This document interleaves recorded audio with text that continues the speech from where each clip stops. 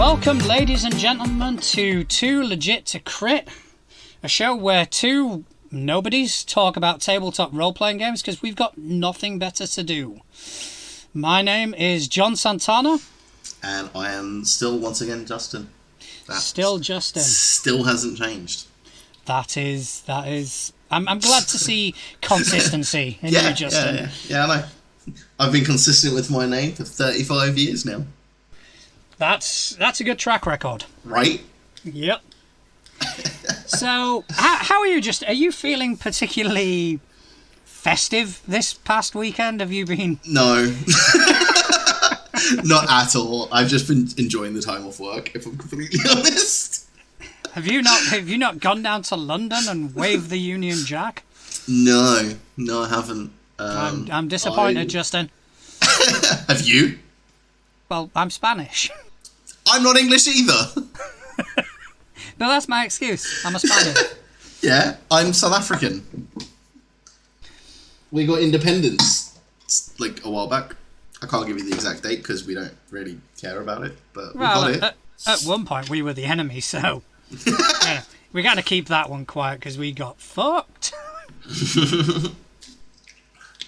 I mean, you rolled that one on your war check. We did indeed. Mm-hmm. But, now we've got good old King Chaz. Yeah.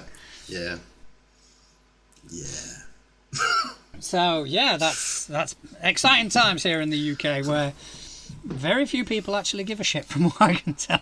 Yeah, that seems to be the overwhelming thing I've established. Is some people either give too many shits or no shits. There is no in between. Yeah, I got that as well. I think where he's been, let's just say, a bit of a polarising character over the years. One way of putting it. That's one. Yeah, no. Him and his brother. Although his brother is substantially less polarising. Yeah, I think there's only one way to feel about that one. Yeah, there is. I noticed he wasn't looking after the kids. Anyway, moving on. So yeah, it's Very 6 quickly. episodes in and we're going to get cancelled. Yeah, that was we had a good run. I was bound to say something eventually. Yeah, I mean, it was going to be one of us. My money was on you. My money was on me as well. Yeah, it's where the safe money was. Let's be honest. Oh, yeah, definitely. Yeah. Could not agree more. Yeah, you were definitely the odds-on favourite for that. So, what have you been doing in the tabletop role-playing sphere this past week? So the stuff I've been doing has been quite indirect. So obviously last episode we talked about the new character that I'm going to be playing, the Warlock twins, right? Yes, we did. I wanted to do something that I've never really done before, but I wanted to kind of do more on the roleplay side of things with this character. And obviously, as I've said on previous episodes, I have a couple 3D printers. So I started 3D printing a staff top to go onto some leftover PVC pipe from my desk, like my table build. So basically, I've taken all of the previous episodes worth of stuff, right? And I've compiled them into what I did this weekend for this episode. Okay. So all of the leftover bits from previous episodes led me to this point. So essentially, I've got a length of PVC pipe that is like the perfect length for a staff. And browsing one of the many websites that has a lot of like downloadable 3D printing files, I found a really cool like staff topper. It's got like a crystal and all that sort of thing, like really, really nicely held. Looks really, really beautiful. And the guy that designed it was like 5 million IQ because he designed it with all of the like slots and grooves and holes to run wires up for LEDs. Okay. So you can light this like crystal inside, right? So that you can give this crystal like a glow. So I've done a test build. I'm going to send you a photo now because once again, I've been good and I've kept it all under wraps. I'm really proud of myself. I'm proud of you too. So I'm going to send you a picture now. Where are you sending it? Are you sending it via Instagram? Over on the gram, yeah. Over on the gram. Over on the gram. So I'll send you a picture over there of the staff topper. Holy shit, that's elaborate. Right? That is really cool. Yeah, so that's kind of the staff topper. I've still got to paint it because obviously it's just in the black PLA plastic that I printed, and then I've done like a really thin white for the crystal, which is hollow. So when I do reprint it for the LEDs, because this one doesn't have the LEDs in it, this is just like a test fit because it's quite a fiddly piece to put together. So I wanted to kind of like make sure I could put it together, and I'm not a complete idiot. So I've built it, and I'm going to put that on top of a staff, which is going to be made from PVC pipe, because I found a really cool method for taking PVC pipe and a heat gun and a Dremel, which are all tools that I happen to have lying around for some reason. Can't possibly be because I do a lot of crafting with foam. And you can take a PVC pipe and essentially turn it into like a wooden staff, right? So you can use the heat gun to kind of like mold it and twist it and kind of give it like some natural shape. And then you use the Dremel tool to kind of like scuff it up and give it wood grain down the length of the pole. Okay, yeah. And it kind of gives it like a proper like wood texture, especially once you paint it and then you start like, you do all your dry brushing and your washes and whatnot. And you get a really, really cool finish doing it that way. So that's the plan. So at the moment, I'm at the point where the staff topper is done, and I'm going to start on the actual staff bit this week, probably. And hopefully, by the next time we record, I will have the staff built and ready to be painted. I think it looks really cool. It's almost torch-like. Yeah. It's kind of got that that sort of shape to it, where you've got the crystal that's been supported by three sort of strands, for want of another word. Yes. It is really cool, and as we speak, I'm actually uploading it to our Instagram. To our Instagram, yeah. That was the plan. But yeah, so I'm really excited for that, and it kind of brings me to a topic I want to talk about a bit later on, which is cosplaying at the table. And just kind of having a chat about that, because it's something that I will be experimenting with in the near future. Oh, yeah, I look forward to talking about it. I look forward to hearing your thoughts on cosplaying at the table. Mm-hmm. Right. What about yourself? What have you been getting up to? Not a massive amount. Kind of had a bit of a filler session on Monday with the homebrew, as I'm still writing the casino heist.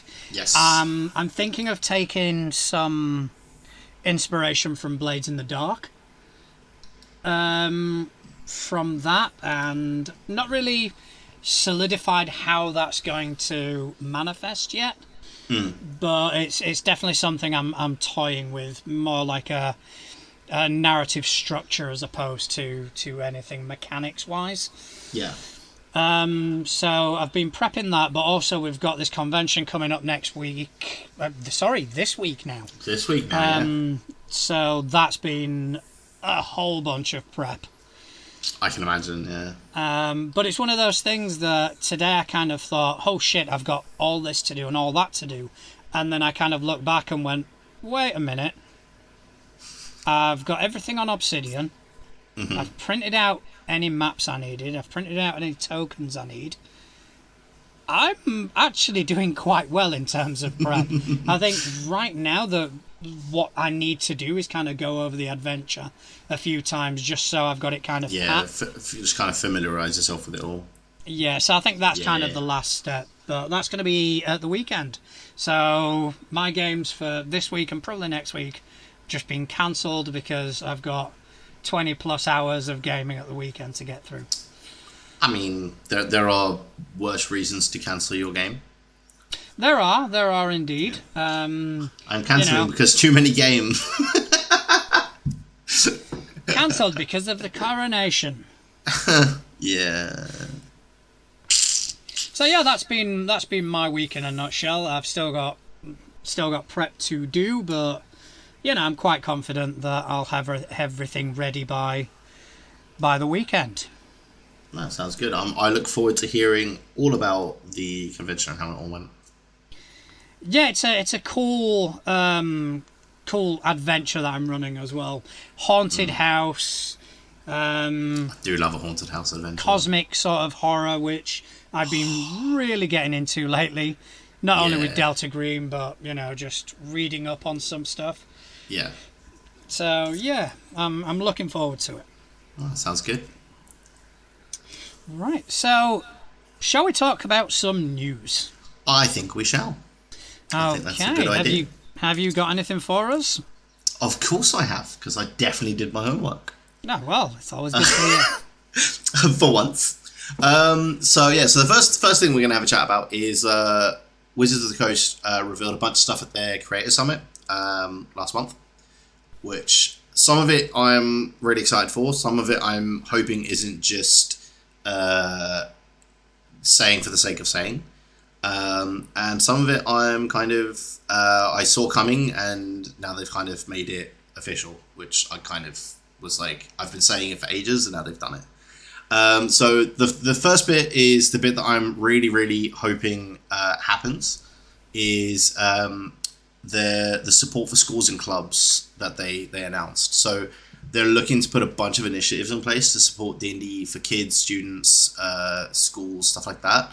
And putting together like kits for like teaching and stuff like that for like in these schools, and like art school club kits and things like that. And obviously with young kids, and one of our good friends and someone who listens to the show quite a lot actually, their eldest is in an after school D&D club. So this kind of thing would be really, really cool for them, to get that support from the creator as well. And they're also mentioned something about putting a D&D Beyond educator license together.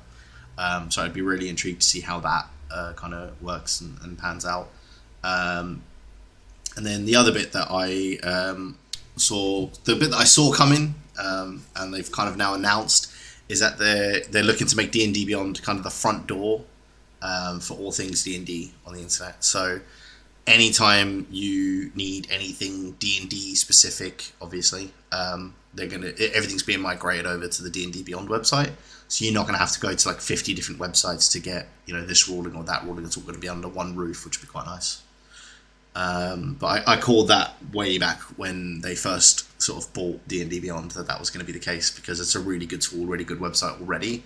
And then for them to be able to integrate everything into that one place just made sense. So I kind of saw that one coming, so I'm glad that that's been announced now. And it's no longer the ramblings of some conspiracy theorist like, well, I think they're going to do this. Yeah, they're doing it, so I was right. Yeah.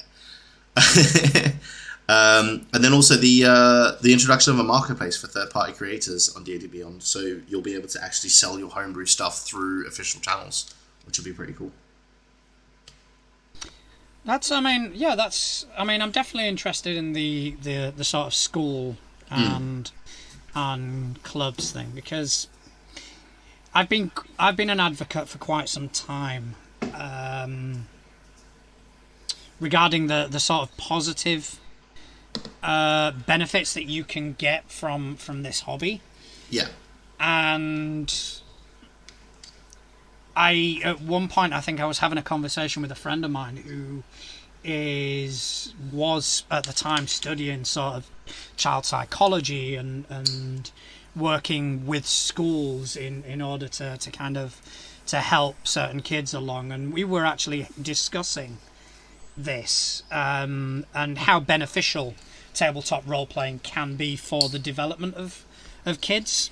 Yeah. So I do find it encouraging that they have this initiative, and I hope it's something that takes off, because you never know with these things whether they will or they won't, but I do hope it is the case, because I think the benefits far outweigh any sort of downsides. Yeah, no, absolutely. So and the it's good business as well, to be honest. Yeah. Like, looking at it from a cynical business like point of view. Put your cynic hat on for a minute. Yeah. My cynic hat never really comes off. I know. It tips from time to time. But in this case, it is good business practice. Yeah. You know, get kids invested in the hobby from a young age. Yeah, exactly that. And also by doing it through like the D&D Beyond tool as well, it kind of gets them, they're not only getting into the hobby from a young age, but they're getting used to that tool and that interface as well. So then when they are older and they want to play a game, that's the one that's going to default for them because it's the one they've learned. So I think, yeah, all around it's going to be good for them and for the hobby as a whole. Yeah, we'll just have to hope it takes off. That's going to be the telling moment, I guess. Yeah, so fingers crossed. Wish them all the best in that regard. Right, so on the other side of the proverbial pond, Pathfinder is getting a Diablo-like hack-and-slash video game based on the RPG's most popular adventure, Abomination Vaults. Yeah, I'm really looking forward to that. You are more of a video gamer than I am. Yes. I dabble, but I don't also played really. A crap load of Diablo. There are a couple of videos out of it, and it does actually look kind of fun. It looks really good. Because it's not going to be the first video game that Pathfinder has licensed to a company. The others being Kingmaker and... I've completely forgotten. Was it Wrath of the Righteous? Sure. Something like that, yeah. Which have been really well received, but they're different. They're more like computer role-playing games. Yeah. Yeah, they were more the stereotypical kind of RPG, whereas this is going to be that sort of action RPG, which is, it's very different. But I think Pathfinder especially will lend itself really well to it. Just because it kind of already, like the tabletop versions of Pathfinder already kind of play a bit like an action RPG. So I think it'll be a really good mix, putting the two together like that. And it's a great adventure they've chosen as well. I'm currently running it for my Wednesday game. It's a dungeon crawl, but there is so much sort of narrative to it. Yeah. That it doesn't feel like, oh, we're just going to go on this level and do this, go on this level, do that. There is an arc to it. There is a story behind it.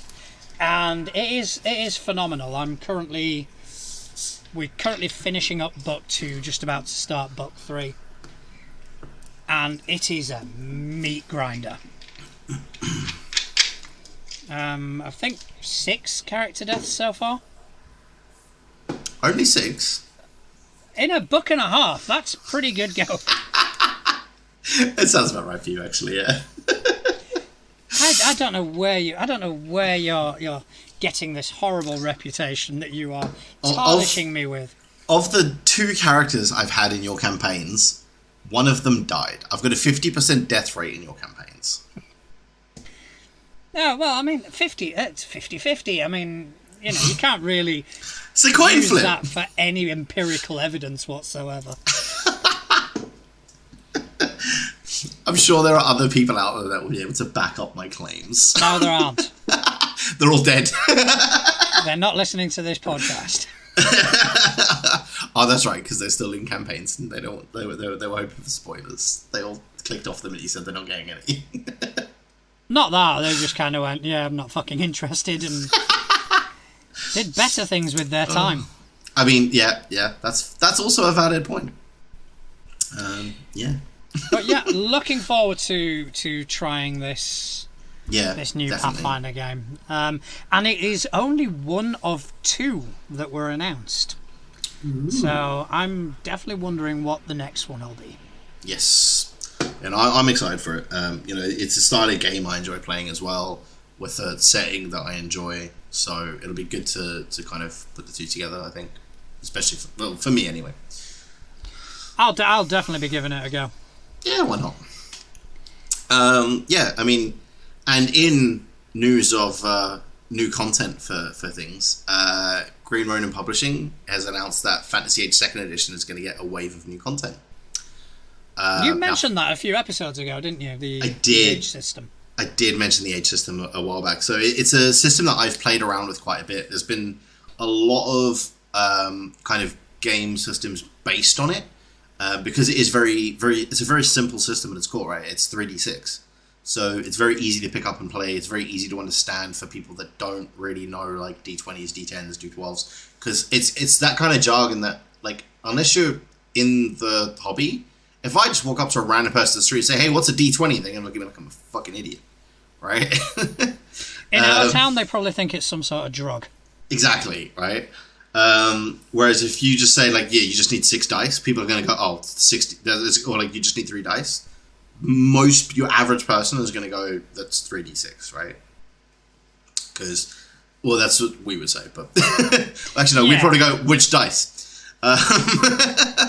But yeah, like the average person, when you say dice to an average person, they think of d6, and the fact that the whole game runs with just 3d6 is really, really good.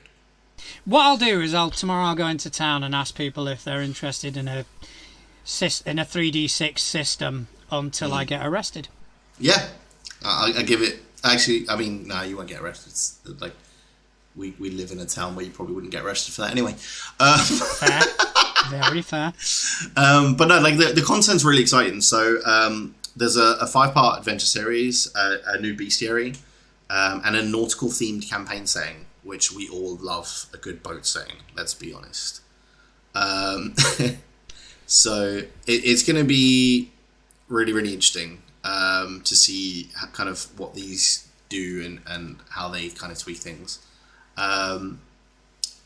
There's also going to be there's some new horror rules as well being added to the game, which I know obviously you've been playing and interested in the horror thing you were just saying a fair bit, so that might be interesting for you to have a look at. I'll definitely take a look. And yeah, as I said, the new 5-part adventure, which is the Lost Isle of the Pirate Queen.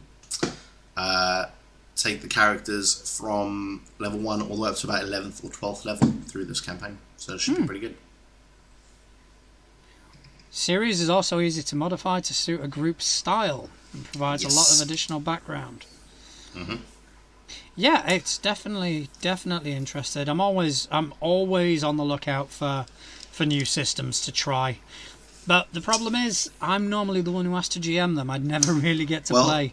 I can GM you a Fantasy Age setting, so that's fine. Yeah, please. We can sort something out. The only thing with this is it's a story we're going to have to report on again because there are no release dates for these products just yet. So as soon as we have those, we'll let you guys know. Yeah, definitely. I'm definitely interested in the nautical campaign. Yeah, it sounds really good. And it harkens back to my failed but soon to be restarted Skulls and Shackles campaign. Dude, I really want to play Skulls and Shackles again. Yeah, I'm converting it to 2nd edition. Oh, that'd be fun.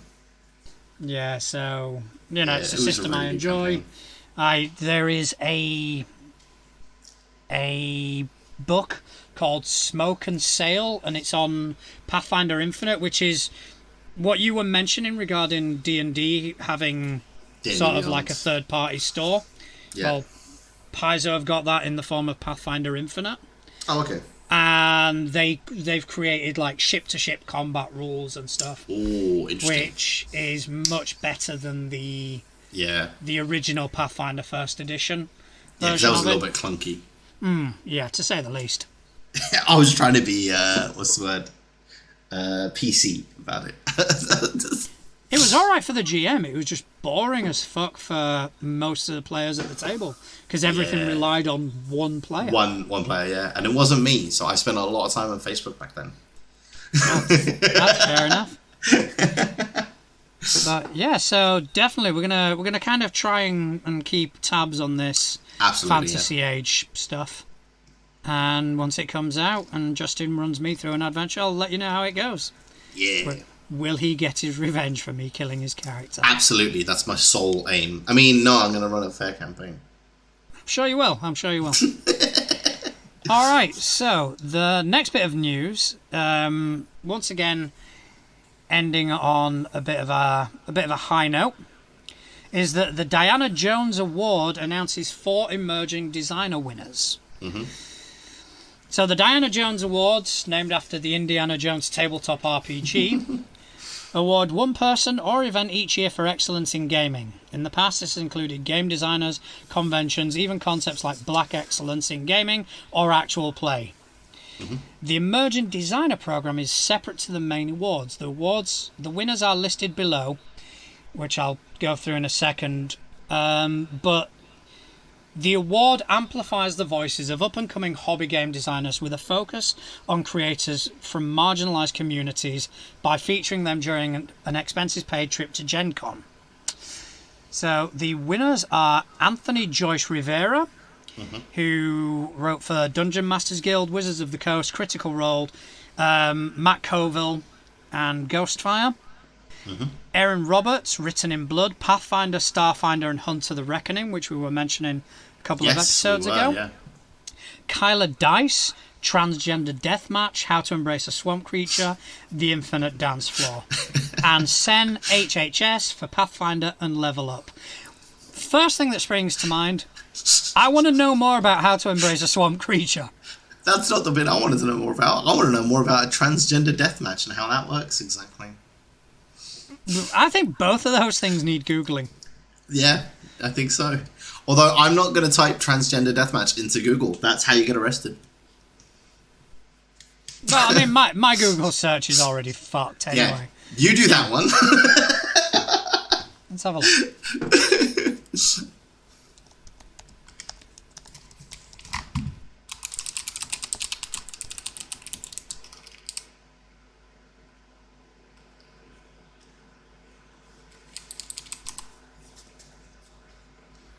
Okay. Transgender deathmatch legend.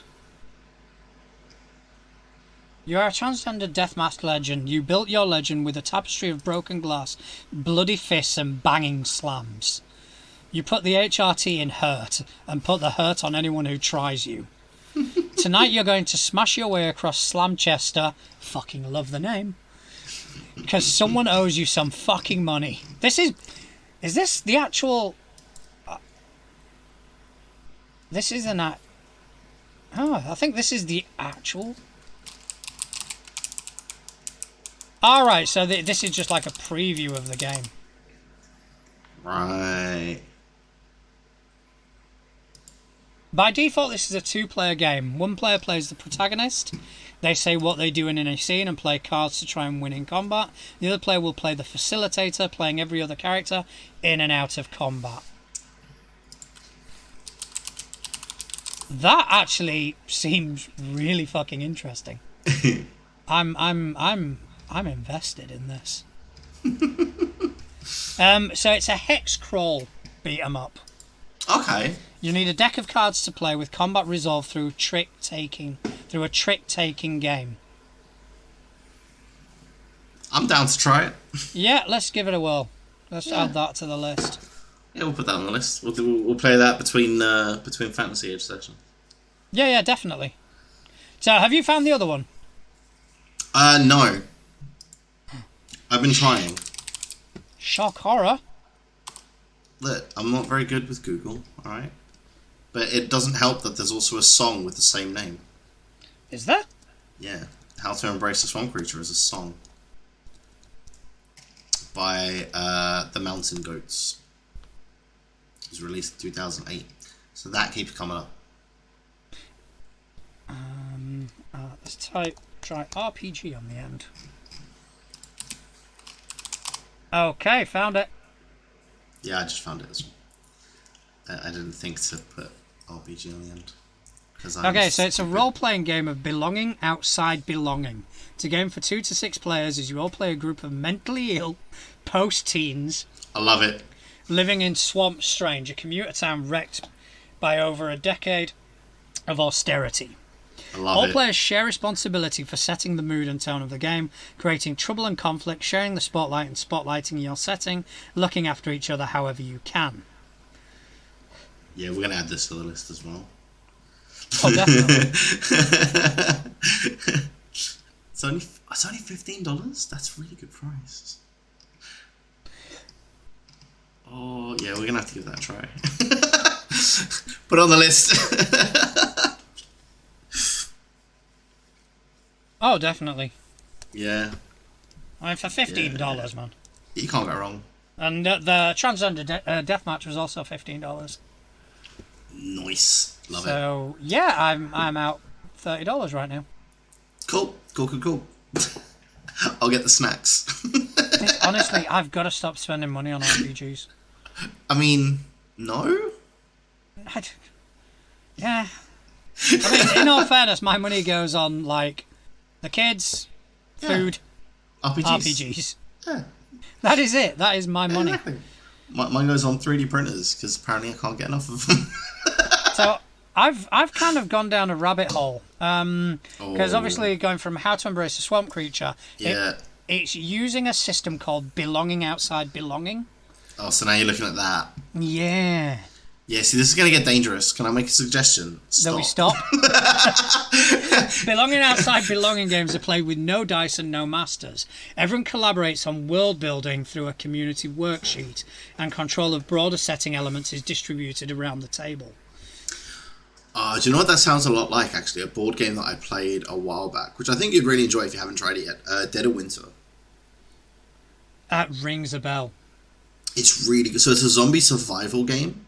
But it's co-op, but there is a chance that one of the party members is a betrayer. Okay. Now, obviously, the betrayer has a mission to do something that would negatively impact the colony, right? But obviously, everybody else is trying to save themselves and everyone else, right? Now, you can vote people out of the colony and essentially just kick them out. And then they just go off on their own, right? But it's just a really, really interesting game, and it's a lot of fun to play. So I would recommend playing it if you haven't. Yeah, I don't really play board games all that often, but yeah. It's a really good one. I'll give it a whirl. Right, okay, so you would like to talk about cosplay.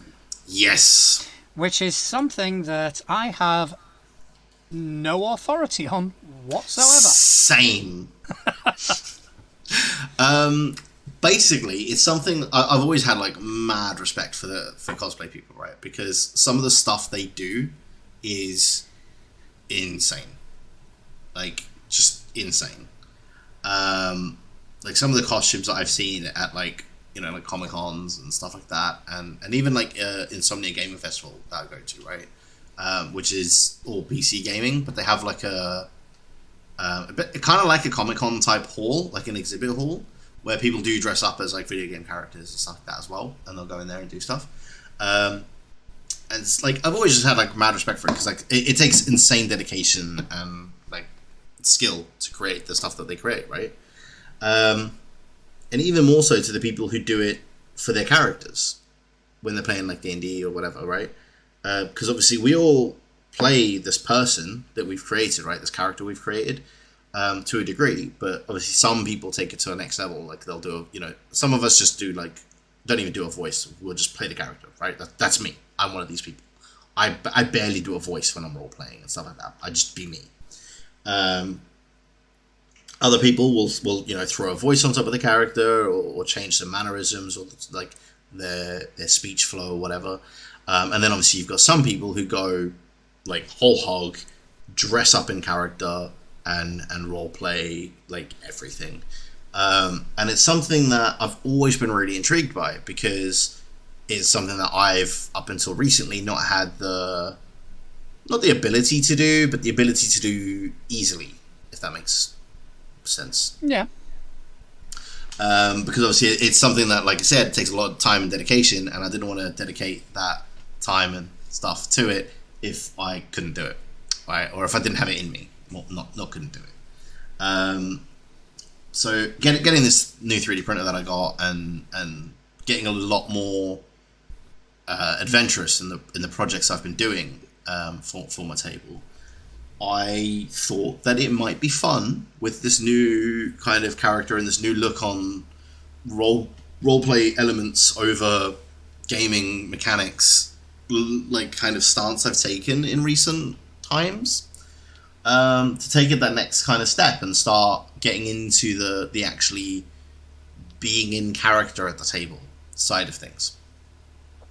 And I just kind of wanted to have a chat and see what your thoughts on that whole kind of thing was. Like, you know, people getting really into it at the table.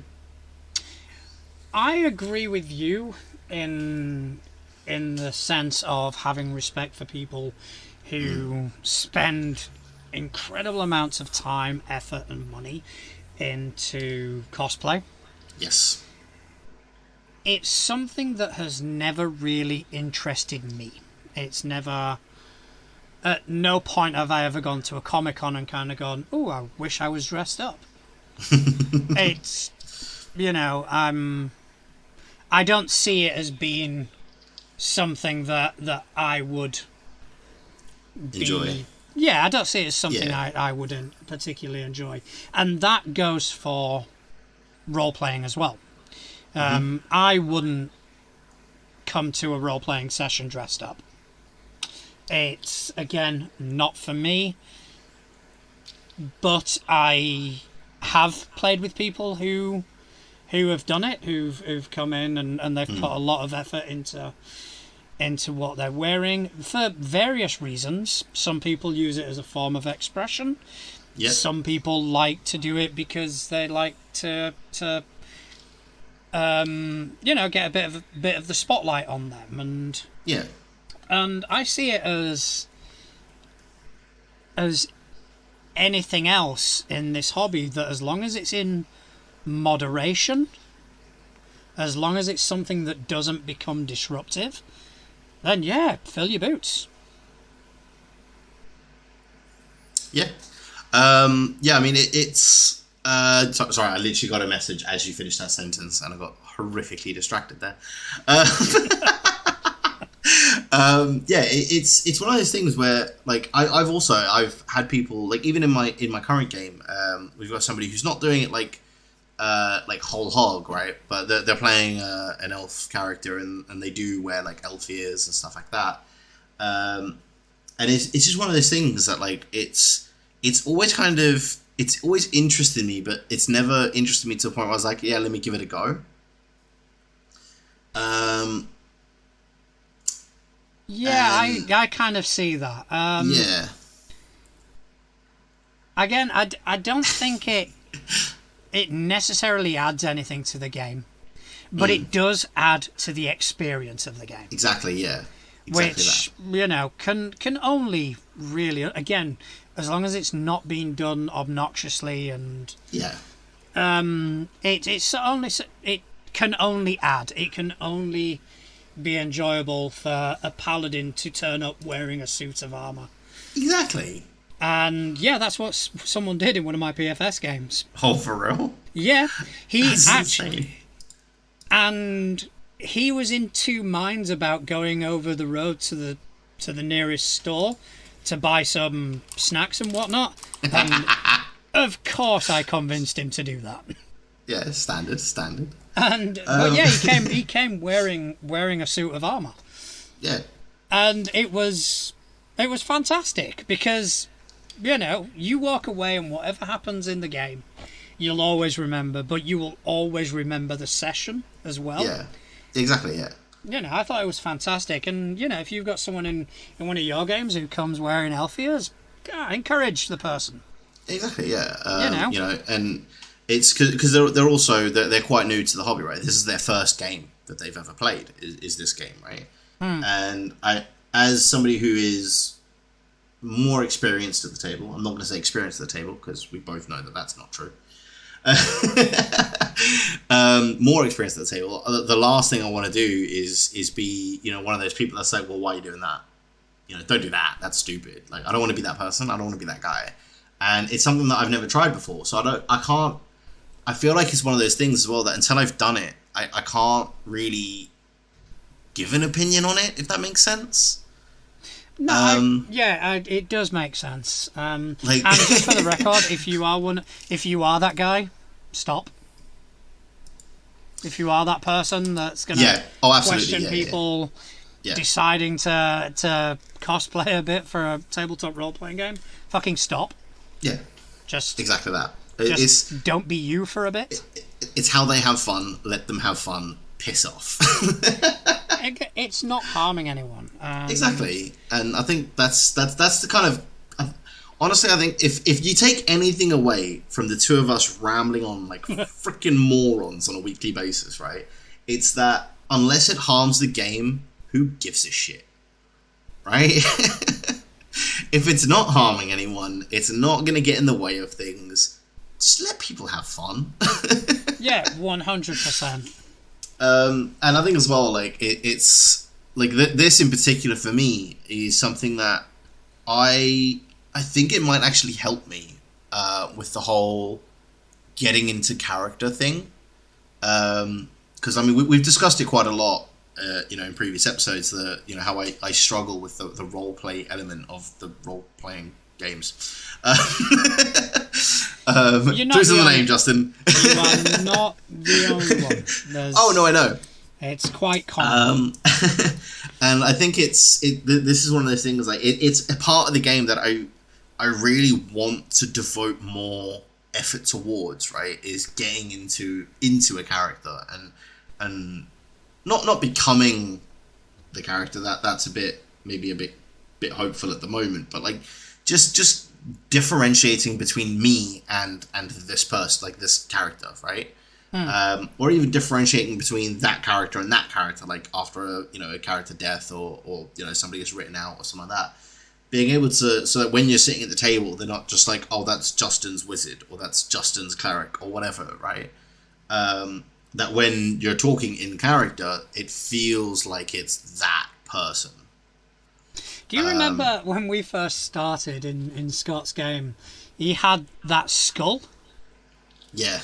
That he used to bring and basically said, if you are talking out of character, you need to do it with your hand on the skull. Yes. And nobody fucking listened to him. Yeah. Yeah. Oh, that lasted for all of 5 seconds. I feel bad about that one. It's like, yeah, all right, whatever. Yeah, sure, okay. Scott, if you're listening, we're sorry. We're sorry. We're sorry, Scott. But I do get you, and I think part of the problem, or part of your struggle, should I say, to get into roleplay is because you're still playing D&D. Which is a system that that you know the mechanics of. So the moment you start building your character, you immediately go to the mechanical side of things. Yeah. I think to develop roleplay, you need to be dumped into a system that you have no fucking clue what's going on. Like my little rat folk dude in your 2E game. Yeah. He was so stupid. Yeah, I thought it was fantastic. It was a great concept. It was brilliant, but he was stupid at the same time. But yeah, something like that, or something where, your only option is to say to the GM, this is what I want to do, and the GM is the one who's going to say, right, this is how you do it mechanically. Yeah. No, I get what you're saying. I think you are right, because, like you say, like, it's very hard for me to have that disconnect of mechanics and role playing in a system that I know as well as 5e, because the minute I start coming up with a concept, my brain immediately locks itself to this archetype, this subclass, that because I know that works, right? Yeah.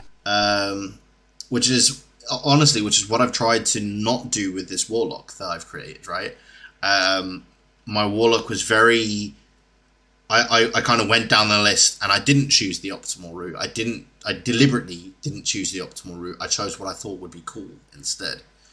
And honestly, it's actually one of the characters, which is part of the reason that I felt it's the right one to start doing this with.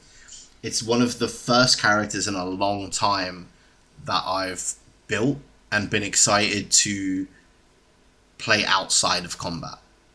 Yeah. Because every other character I've built, I'm like, I can't wait until that first combat. Whereas this is the first character since, I would say, Quill. You know, the rogue that lived in the tree. Which only happened twice. But I wonder if he's still up there. Of course he is. She is. It was a she. I keep forgetting that. It's my character, and I keep forgetting that. But I think since Quill, this is the first character that I've built that I haven't built around combat mechanics. That for me is a symptom of the 3.5 sort of family of systems. Yeah. Pathfinder kind of encouraged that sort of optimization route, because if you didn't, you'd create something useless. Yeah, which I did experience as well. I don't know if you remember that grappler that I built in your Skulls and Shackles campaign. I remember that, yeah. Yeah. Was that one I killed? No, it was the one before that you killed. That's what brought in the grappler. Ah, okay, yeah. Yeah. I should have killed that one. You should have killed the grappler, yeah. But I honestly, that was also the last time I played Pathfinder was that grappler. And I think it was because I had that, not disheartening moment, it's not the right words, I don't think. I think I had that realization that unless I build mechanically, it's not going to work, if that makes sense. No, it completely makes sense. And that is, now kind of seeing it from afar, that is what I consider to be one of the major pitfalls of Pathfinder First Edition. And I know there's going to be a group of people out there, oh no, you can't say that, complaining, but of course there is. You know, try me, see if I give a fuck. But I think honestly as well, I think that's probably the moment I would say that probably set me down a bit of a power gamer route, is I never wanted that to happen again. Yeah. And it wasn't any fault of anything other than I had a concept that the mechanics didn't support. No, the mechanics were really against you on that one. I exactly, remember. Yeah. I remember looking at it up and kind of going, "Is that really what you want to do?" Again, because the system fostered that sort of mentality.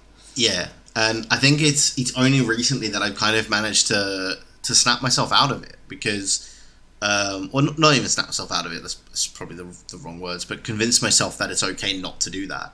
And honestly, I think it's what's done it, and I'm going to encourage a lot of people who are in that mindset to do this. Play with new players and watch what they do, right?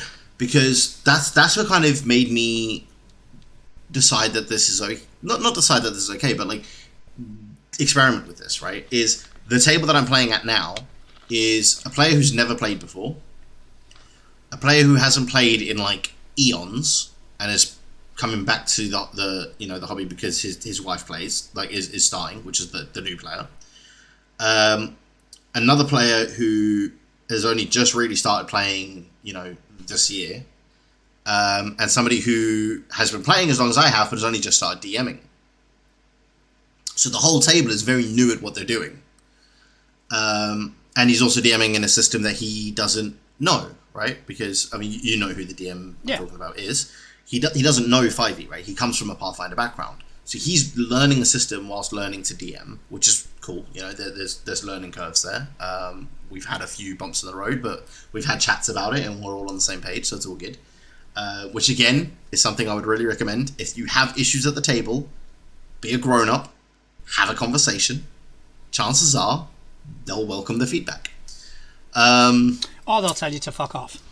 Either or, but either way you get your answer. They either take the feedback and your game improves, or they tell you to fuck off and you go find a different group. See, I sit on my ivory throne, so you can shove your feedback up your ass. But the point I was making was, watching what these new players have done with their characters is they haven't built them mechanically optimally, but they've built them to what they thought would be cool. And they're having fun. They might struggle in the odd encounter, or they might struggle in the odd scene because they don't have the, they don't have the right spell for that situation prepared because they weren't expecting it. But, you know, that's like experience teaches you that, right? Like, I know that if I'm playing a cleric and this is very likely going to happen tomorrow, I'll prepare different spells to what I would normally have prepared because I'm expecting this to happen or whatever, right? That's just experience. But going through, like, one of the new players, the half-elf, you know, that she's playing a sorceress. And the spells that she took when she built the character, she took because they interested her. She thought they would be cool mechanically. And, like, from a power gamer point of view, they're not good spells, right? But the way she's used them and the way that she's used them with the group has been really cool and really interesting, and it's actually led to a couple of really cool moments where, like, one of her spells is to basically enchant a quiver to do, like, some extra bits and pieces, right? Yeah. And she did that to the fight, because, like, for a sorcerer as a whole, that's a really shitty spell to have, because obviously sorcerers in 5e can't change out spells and all that sort of thing, right? Because they get their magic naturally through their bloodline, or, like, however they've attained it, but it's like a natural part of them. So doing something that would affect arrows is not really beneficial to a sorcerer, because no sorcerer uses arrows, right? But she has this spell, and the logic of, well, the magic comes from within me, I can't control what spells I have, and having the spell and then finding a way to use that to benefit in a situation was really cool, and I really enjoyed that. And yeah, I think having those kind of moments where they're choosing things because they think it'll be cool, and then finding a way to make them cool in the game, kind of made me look at the way I play and go, there is a different way to do this. Yeah, there is, and it is. I agree with you in the sense of watching new players, because, you know, new players don't have the sort of mechanical savvy in which to focus their characters. They only know this is my character, this is an avatar for me, and this is what I want to be doing, etc., etc. Yeah. And yeah, so when you bring in new players, they're the ones that, for the first few sessions, are just going to be kicking the tires, finding out what shit they can get away with and what they can do, and having a GM that will cater to that. Roll with those punches, yeah. Yeah, is yeah, like we had with Scott. Yeah, Scott was brilliant. Scott was fantastic. Yeah. I mean, we joke and say the amount of shit we put him through, but we did. We tried. But yeah, time and time again, he'd just kind of go, "Yeah, all right, if that's what you want to do, let's do it." Especially like some of the shit you guys pulled after I moved away was like, I got regular updates. I was like, "What the fuck?" Yes, I do have to kind of take the blame on a lot of that. Yeah. What I would recommend in order to kind of change your sort of focus on role playing, and this worked for me, and it's not something that I did consciously. I did it. It garnered a laugh, and that for me is like crack. Yeah. So yeah. I did it more and more and more. And what I did was basically sell failures. So when I rolled a natural 1, it wouldn't be a case of, shit, I've missed. It would be, I'd come up with this weird random happening that he's done. Like, he fucking slipped over and cracked his skull or something stubbed his toe as he stepped forward. And I garnered a reaction from the table for that. Oh, see, my issue with that is I roll too many nat ones to do something like that. I'd run out of fucking shit after one episode. You've got to come up with... Get ChatGPT up. Yeah, I was about to say, I need to get, like, ChatGPT or something crit like failures, like, just non-stop crit failures. Give me 5,000 crit failure, please. And then next week we'll do 5,000 more. Oh, no, that's just for the first round. But definitely, cosplaying at the table, it's not something I would do. But I'm definitely in favour of it, and I think it's fantastic. Yeah. And I can't wait to see your project. I was going to say, I can't wait to see your stuff, but That would sound overtly it's sexual. I mean, yeah, but well, that's the thing as well. It's going to be more than just the staff, because that's just the starting point, right? You know, I'm planning to do the staff. There's a few other bits that I'm looking to print for it, but essentially, I am looking to eventually have this whole character kind of built. Yeah. In like not on paper. Yeah, I completely get it. Yeah, I'm not really sure of the right phrasing for it, because obviously cosplay is not something that I've done. But yeah, like I essentially want to have this entire character fleshed out into an actual like thing that I can you know put on and do at the table, and I'm looking forward to it. It's really exciting for me. Do you know what my gripe would be if someone did that at my table? I'd feel worse when I killed their characters. Yeah, but see, I personally wouldn't care, because I've got the 3D printer and the tools to make a new character. So, you know, if someone puts all this effort into dressing like their character, and they get, I don't know, Phantasmal Killer, which takes him, just completely kills him. Like, yeah, that's my take on. My take on dying there, though, is just make better choices. Yeah, but I mean, there are the death effects in Pathfinder 2nd Edition. Kind of take choice out of the equation. Well, no, they put themselves in that situation where they could have died. They didn't have to. I gotta love Phantasmal. I got 2 characters in 2 games with Phantasmal Killer in the same week. Oh, that's brutal, dude. Yeah, it was pretty fucking brutal. And the chances of being able to pull it off are really slim. It's one of these you need to really fuck up. And the first time it happened, I just went, so yeah, you did. Wait, nope. Oh, what about nope? Nope, you did. And yeah, so that wasn't well received. It was a bit funny, I'm not gonna lie, but it wasn't well received. But I would have felt worse had they come dressed up as their character. Not a lot worse, but a bit worse. It'd be funny though. Right. Shall we get a question? Fire away.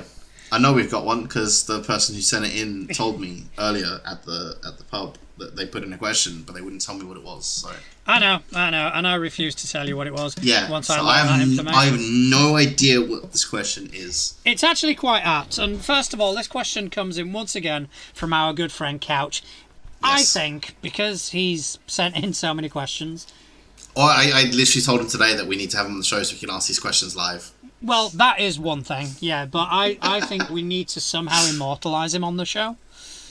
So I was thinking, instead of saying, you know, should we deal with some questions or whatever it is I say, should we go to Couch's Corner? I love it. Either Couch's Corner or should we go to the couch? Although that does sound like I'm coming on to you. It does. I like that one. Let's do that one. Let's go. And the couch is all covered in saran wrap, right? Oh, saran wrap everywhere, just in case. Yeah. So, Justin, you want to join me on the couch? Yeah, let's go to the couch. Okay, so I've recently started playing Pathfinder Kingmaker on the PS4. What are your thoughts on dedicated video games based around tabletop role-playing games and modules that take everything from the source and try to realise them on the screen? Which is a very appropriate question. It is, actually, considering all the talk about the new Pathfinder game earlier. I think trying to take an actual module and do it, like, dead on, like, to what's in the book is always going to be very difficult in a video game. Just because the mechanics are so different, right? The mechanics are limited. Yeah. And the choices that you can make in a video game to get past, like, a puzzle or something like that is going to be restricted to what the dev has decided, right?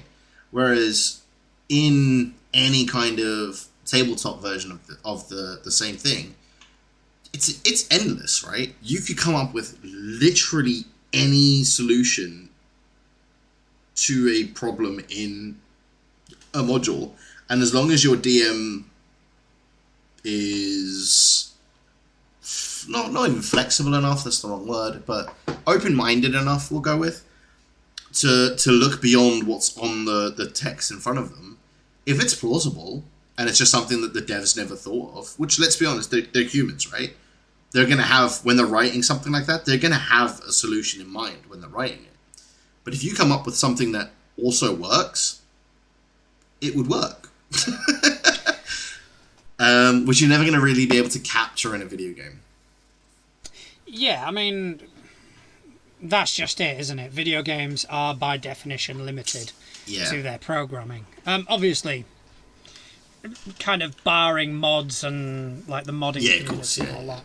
But video games, as produced, as distributed, are limited to what has been put in, the work that has been put in. And there are games that have attempted to kind of bring the tabletop experience to the big screen. Big screen, not the big screen. The screen in general. So the ones that I'm mostly familiar with are the Pathfinder Owlcat games. Kingmaker, which is the one that Couch is currently playing. Yeah. It's very good. It's a great game. It is a great fucking game. And they do manage to capture a lot of the Pathfinder experience, especially seeing as their official release now does have the turn-based combat and etc. And you build a character like you would build him in Pathfinder.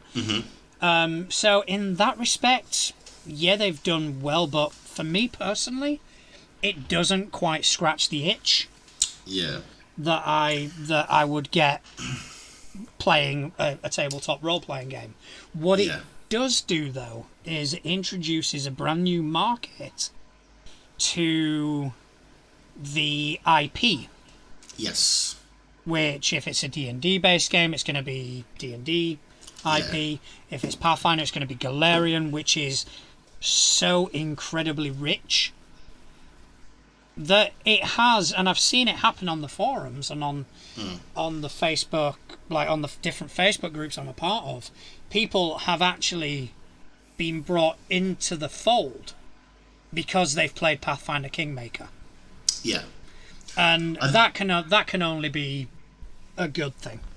Yeah. Oh, absolutely. I think something you said there is kind of, I think the key for me is it doesn't quite scratch the itch. Like, if you are a tabletop player, right, playing a video game that tries to be true to the tabletop content, you're always going to have something in the back of your head. It's like, well, why not just go play with my actual dice? With, I've got the book, I'll just go play it. Which is why I always prefer if they set the game in the world, right? So you get used to like some of the lore, some of the settings, stuff like that. But do something a little bit more, not original. That's the wrong word, but it is kind of what I mean. But do something new with it rather than just rehashing something that already exists. Because it's if you've played the book, right? If it's a module that they've already that exists, you've played the book. You're already going to kind of know the game for a start. So that kind of ruins that element a little bit for those players. If you play the game and then want to get into and you come the other way, it's really good because you start getting used to the systems and stuff like that. But I think going the other way, you're always going to struggle with it because you're always going to have that little bit that's like, yeah, but I can just go play it for real. So I think that kind of game is really good for bringing new people to tabletop gaming. I don't think it's designed for going the other way, for tabletop gamers to go into gaming. I get what you mean, but I do slightly disagree. Again, using Kingmaker as an example. Yeah. If I were to say, right, I want to play Kingmaker, that means I've got to make a commitment for a year, maybe even 2, depending on the speed that the party goes through it. Yeah, I get where you're coming from there, yeah.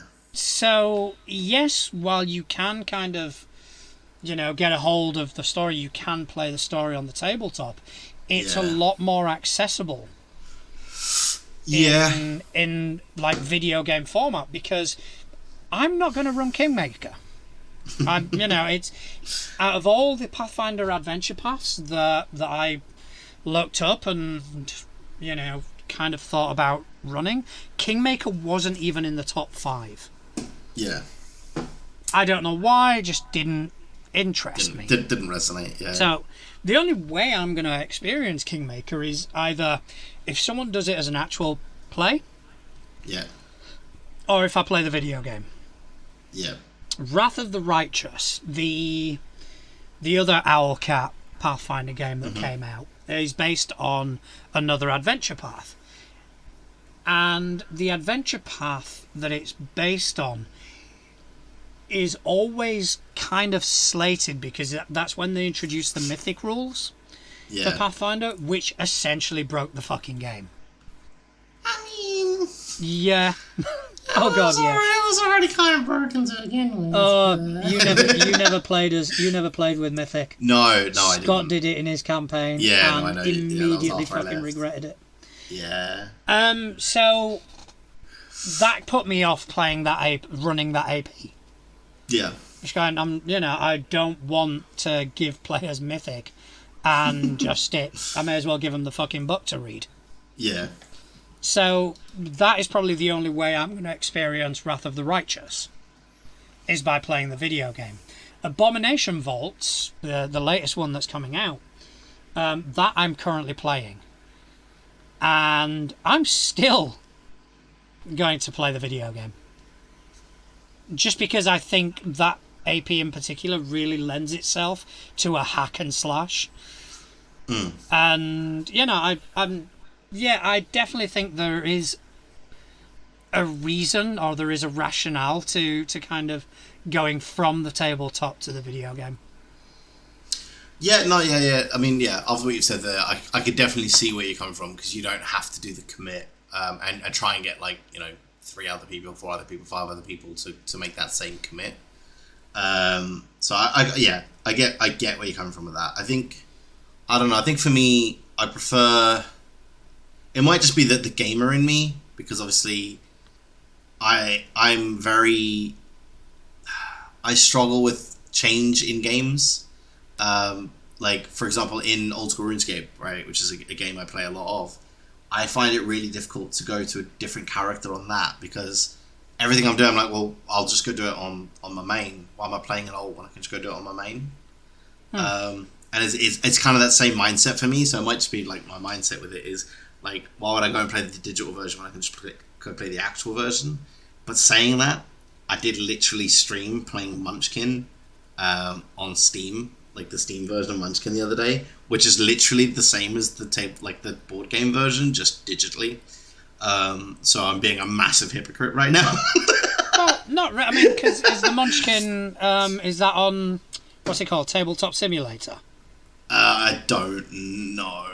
So the Munchkin I was playing is actually just it's Munchkin Digital. It's just a digital version of the game available on Steam, and it's literally the way it plays and everything is the same as the board, the tabletop version of the board game.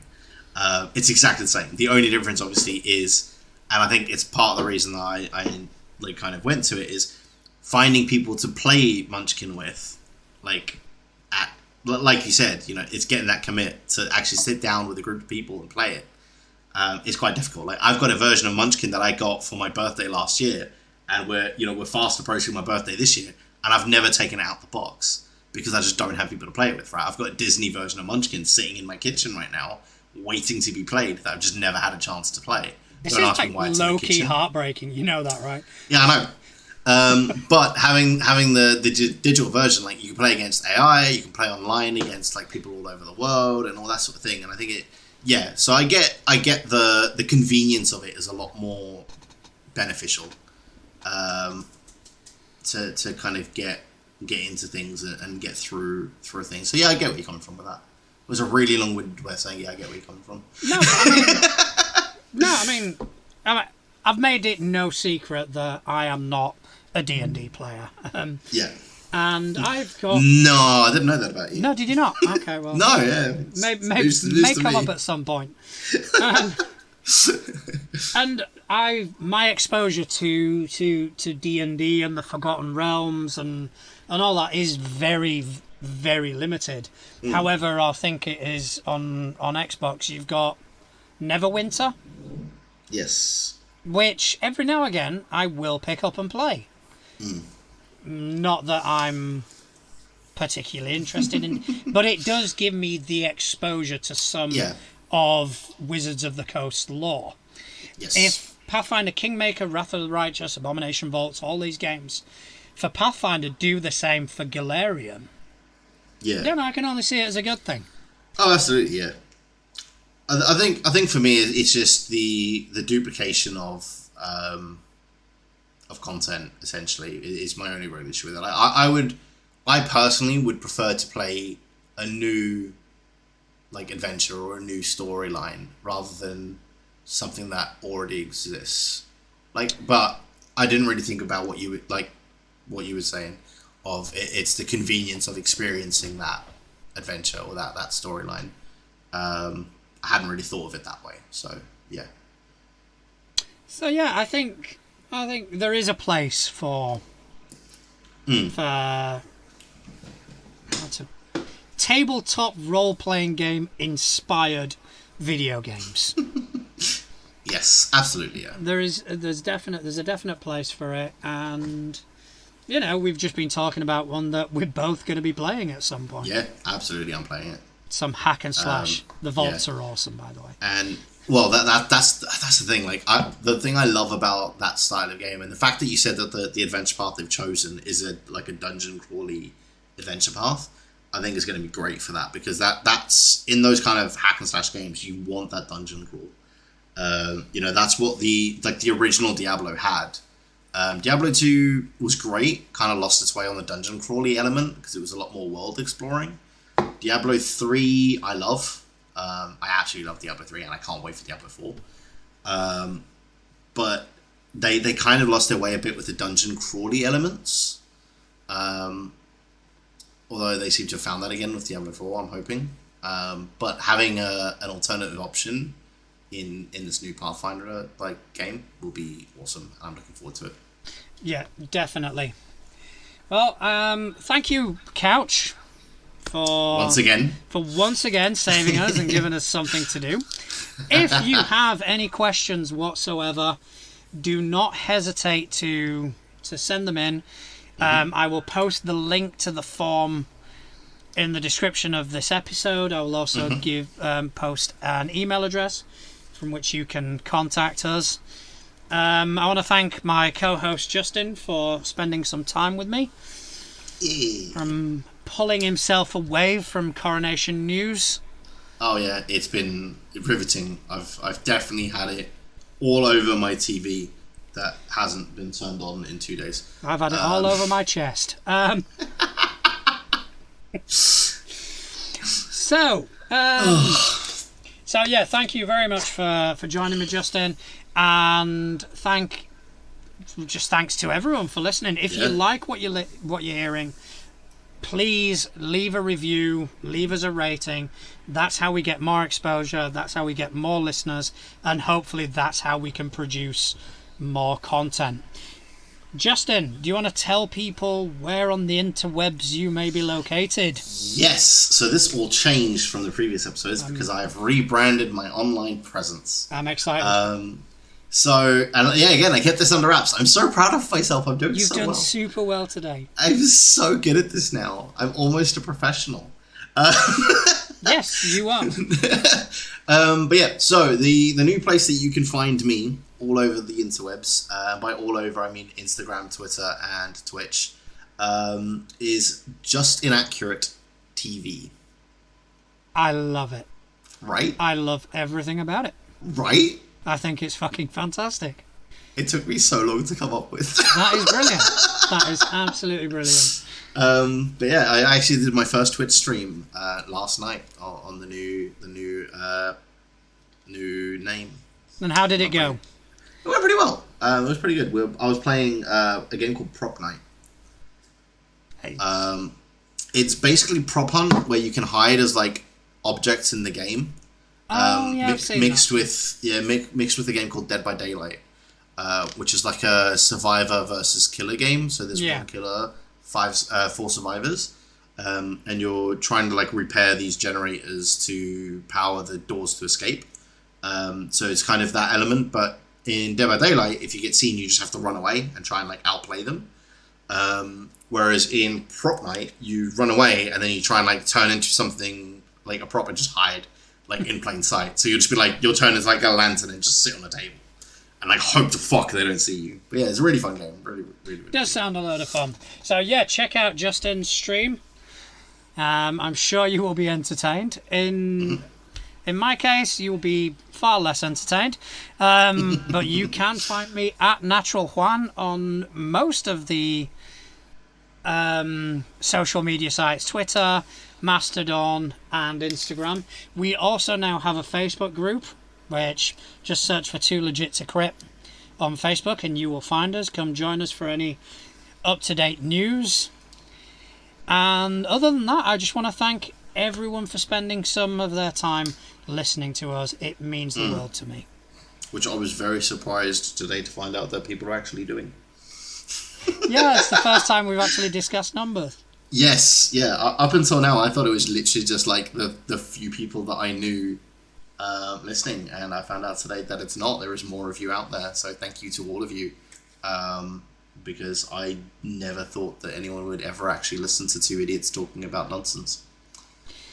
Well, it is happening. It's weird, I know, but we are being listened to. Right? Right? It's crazy. It's mental. So, once again, thank you ever so much for coming and listening to two idiots waffle on about tabletop role-playing games. Good night, everyone. Bye.